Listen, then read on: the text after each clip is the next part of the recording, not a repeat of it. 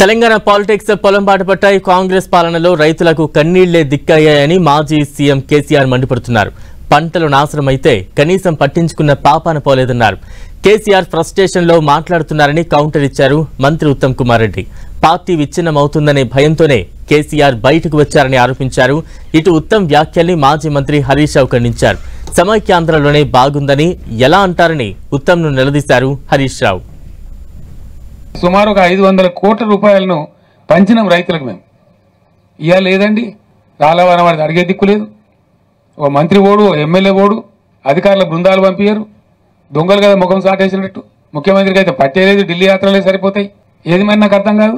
మేము ఒకటే మాట చెప్తా ఉన్నాం, ఇవాళ ఏది ఏమైనా సరే రణరంగం అయినా సరే ఈ ప్రభుత్వాన్ని మెడలు పంచుతాం, వదిలిపెట్టాం ఎట్టి పరిస్థితులలో.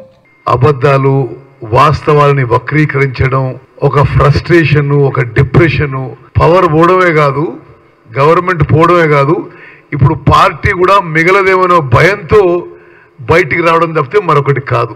ఆ ఫ్రస్ట్రేషన్లో, ఆ డిప్రెషన్లో, ఆ భయంతో, ఆ నర్వస్నెస్తో ఎన్నడూ కూడా రైతుల మధ్య పోయి ప్రజల్లో సమయం గడపని కేసీఆర్ ఒక విలాసవంతమైన ప్రగతి భవన్ కట్టుకొని ఇంకో విలాసవంతమైన ఫామ్ హౌస్లో సమయం గడుపుతూ ఈరోజు ఉరికురికి సూర్యాపేట పోయిందంటేనే ఎంత భయాందోళన ఉన్నారో తెలంగాణ ప్రజలు గమనించవచ్చును.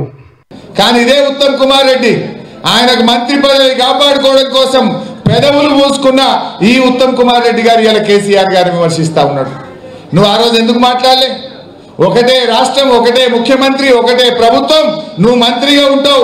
నీ వరంగల్ జిల్లాకు, నీ ఖమ్మం జిల్లాకు డబ్బులు రాకపోతే పెదవులు మూసుకున్న ఈ ఉత్తమ్ కుమార్ రెడ్డి అంటుండు సమైక్య రాష్ట్రమే మంచిగుండనట్టు. అయినట్టు సమైక్య రాష్ట్రంలోనే బాగా జరిగిందట తెలంగాణకు. ఇంకా సిగ్గు లేకుండా ఇలా మాట్లాడుతూ ఉన్నారు.